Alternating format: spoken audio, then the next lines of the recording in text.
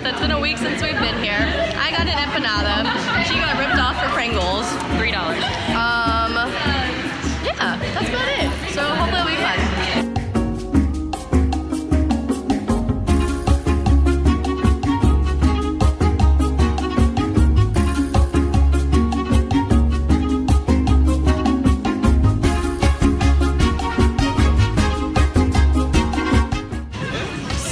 Update.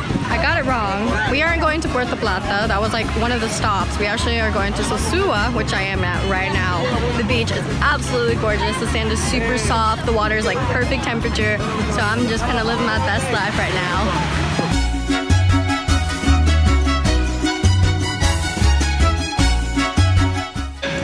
So we just finished swimming at the beach. Well, not really finished, but we're hungry. We're at this place called Papa's Jazz Lounge. These two got Wi-Fi, so they're finally connected with society. So yeah.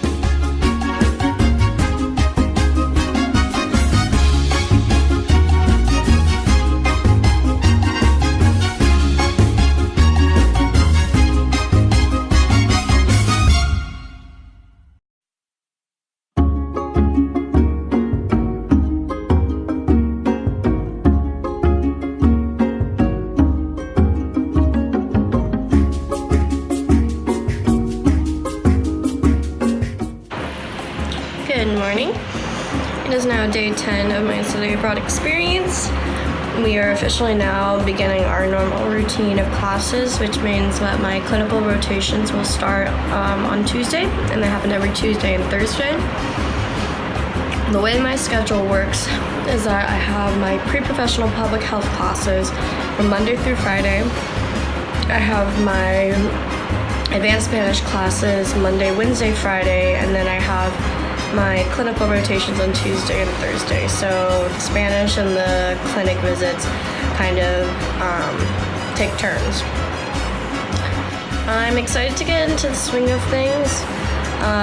Toward the end of orientation week last week, it kind of got annoying to have to go to all these like different trainings, which are definitely really important, but it just became training after training after training, and I'm very excited to actually like dive into the material.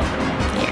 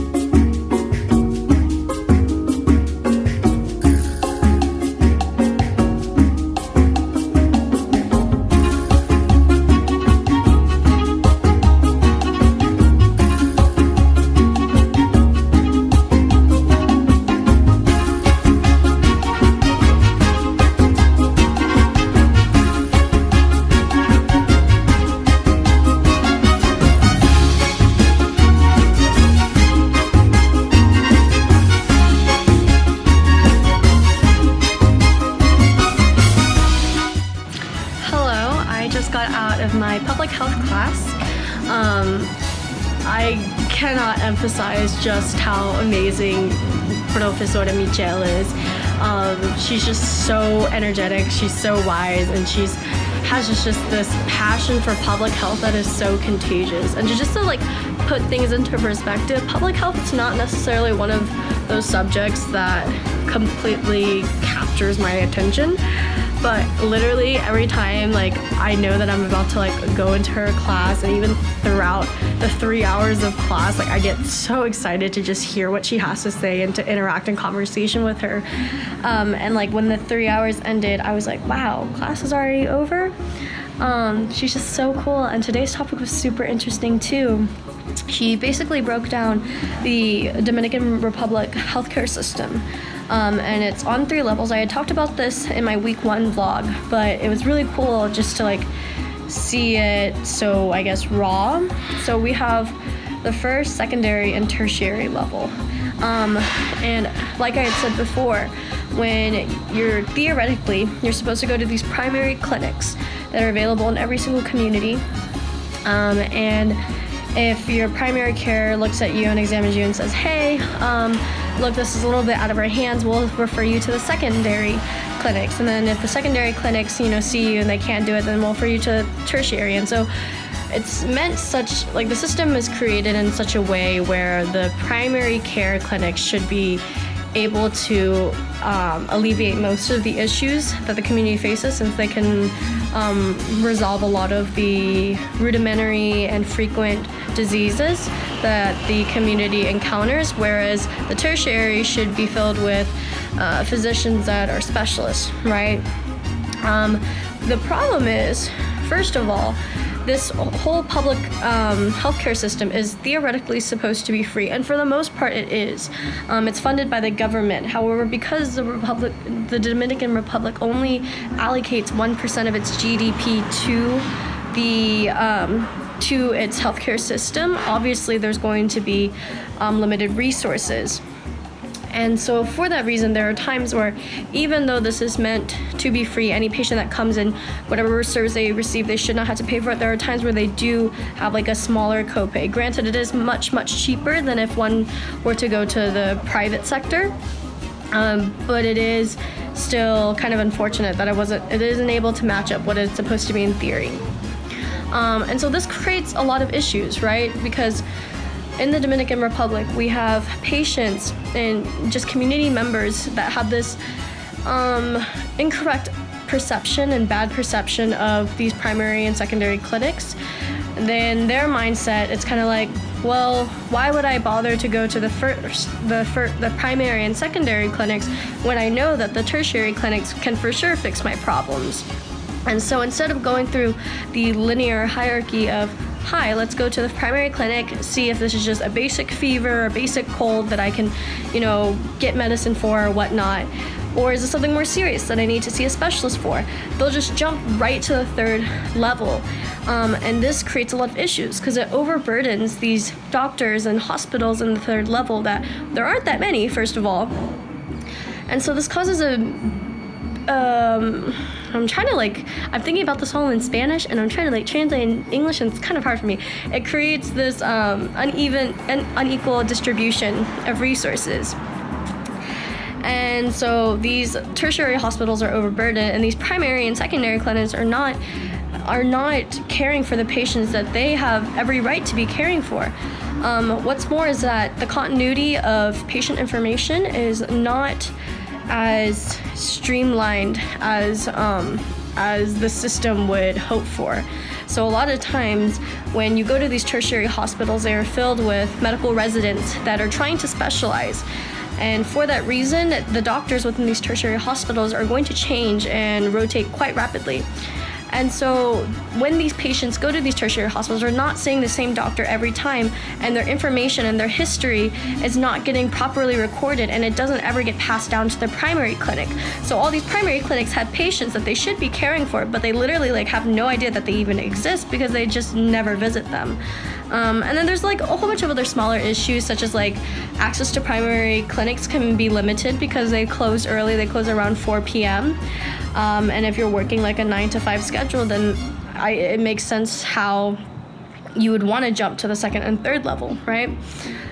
So it was super cool just to see that dynamic and kind of compare it in my mind to the U.S. and how just healthcare is very, very different, and how I don't know. I realize now that I have so much to learn about just healthcare practices in general. I barely know anything about that of the United States. But seeing how it should have worked in theory versus how it works in reality is just super fascinating. So, very stoked for this class, very excited to go back tomorrow and see what else there is to learn.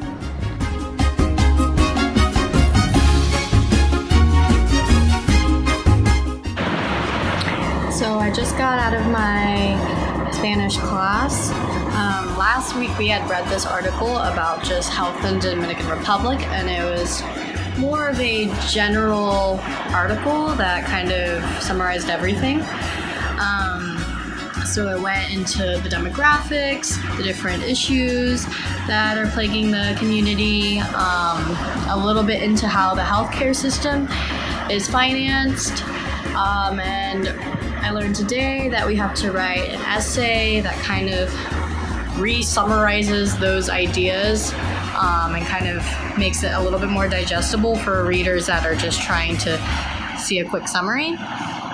So I think the objective here is to honestly just become acquainted with the vocabulary, the way in which you talk about public health, the grammar, the vocabulary, and all that. So that'll be fun to write. Oh, another thing that was interesting is that we kept asking her how many pages she would want this to be, want that to be. And then she was telling us, she was saying like, oh, I don't know why you guys are so focused on, the quantity of the essay. For me, what matters is the quality. If it's too little to where you don't coherently express your ideas, that's not good. But at the same time, if you keep blabbing on about the topic and it also ends up not being coherent, then that's not great either. And she just was saying like, I don't care how many pages it takes you, but I want an essay that completes the objective. And I really like that kind of perspective, because I know, at least with my professors at Berkeley, that it's always like minimum 5 pages, double space, stuff like that.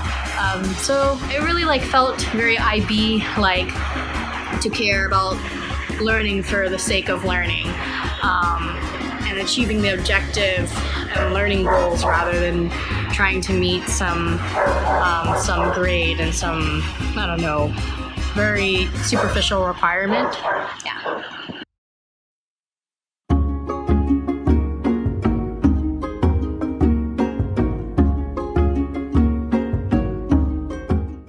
Good morning. I am walking on the street because there are no sidewalks. Sometimes sidewalks decide to just end out of nowhere, so pedestrians walk on the street. It is day 11, I think. Today is Tuesday, which marks the beginning of my clinical visits, which I'm very excited for. I am on my way to my pre-professional public health class, go back for lunch, and then we head out to go do the rotations. So, very excited.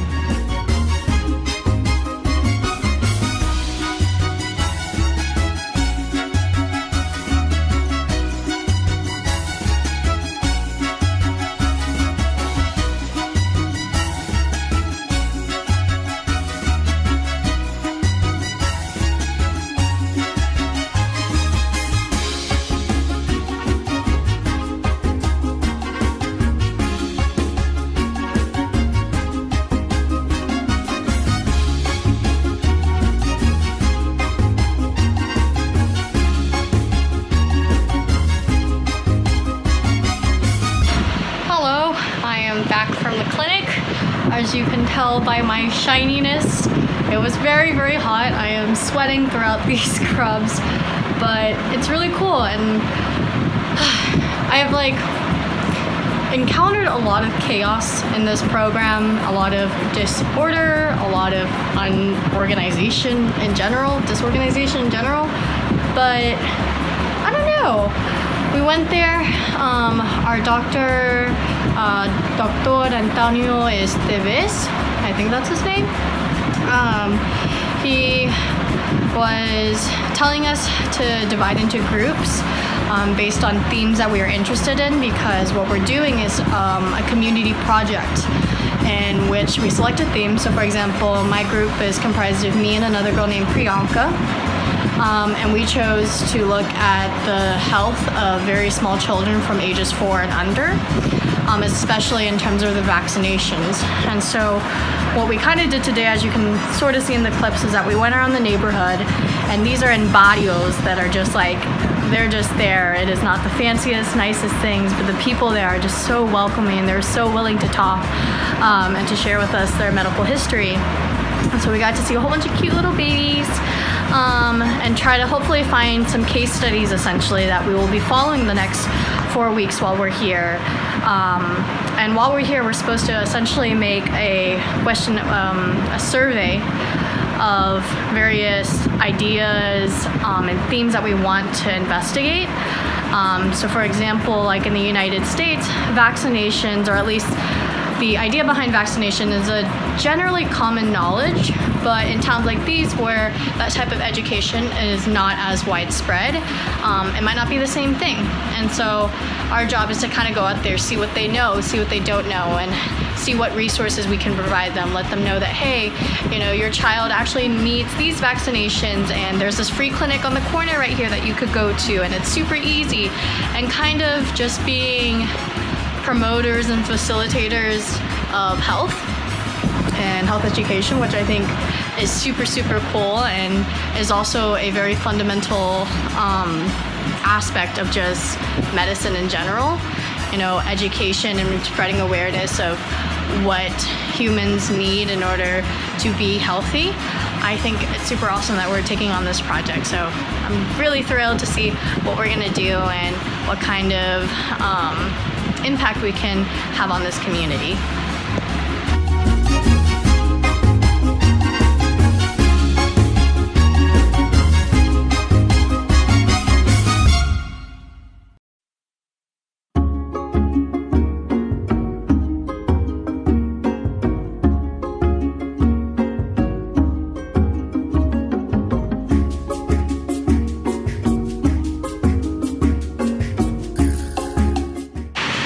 Okay, update on life. I've been doing a really bad job at recording everything. I'm sorry. We had a public health class again today. We talked about social determinants of health, and that was a lesson and lecture that I was very excited to learn about. So really glad we talked about that. We went to the Sandro Leon Museo. I think that was the name of it. And I just kind of wish we spent a little bit more time, just because we literally only spent about an hour, and we kind of got rushed through all the exhibits, and it was really cool to just see the dynamic background behind the Dominican Republic culture, how it's a mix of the Taino people, the African Americans, as well as the Hispaniolas. So that was super cool. And then it's raining super hard. There's no electricity, which means that there's no fan, so I'm actually feeling the heat. But good thing my mom packed me a freaking lantern, because she was like, what if there's an outage? And she was right, so thank you, Mom.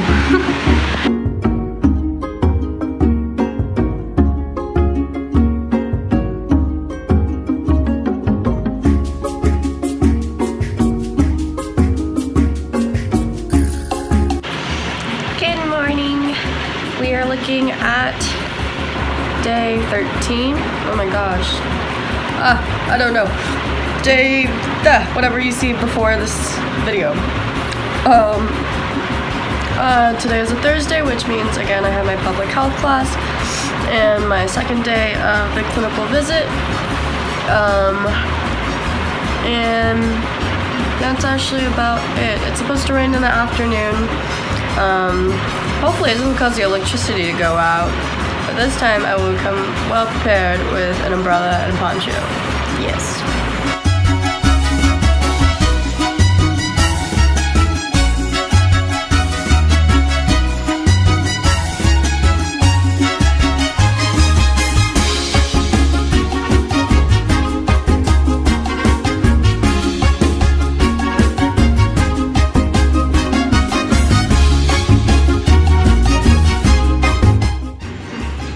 Hello, I am back from showering and everything. The clinical visit was a little bit different than it normally is. The doctors that do work at the clinic were sick, and so they just completely closed today. And so we moved to the other hospital that's on the second level on that hierarchical tier. And then the Dr. Esteves was kind of teaching us about the various transmittable diseases, some of the more epidemic issues, and illnesses that the country faces, as well as just basic knowledge and kind of terminology, especially in Spanish, that we need to know, because obviously AIDS, it's not the same way you say it in Spanish, right? He dropped me and Priyanka off at this vaccination area of the hospital because we're in charge, where our theme is looking at healthy kids, especially in terms of vaccinations. And so we got to see the medic in there do vaccinations for the little kids, and I got to administer an oral vaccination, which means that I got to like open the little baby's mouth and put in some drops of, I think it was sarampion, which is measles, mumps, rubella. I think that was, I don't know what I vaccinated her against, but it was really cool that she like trusted me to do that. And I don't know, it's just, I felt so much power in putting those 3 drops in. Unfortunately, I didn't get any footage of that, just because I wanted to like, I knew I'd have to ask for the consent of the patients, and I didn't want to like lose this opportunity just because I was trying to do that and be extra. So, but next time if I get the opportunity, I'll try to record it. So yeah.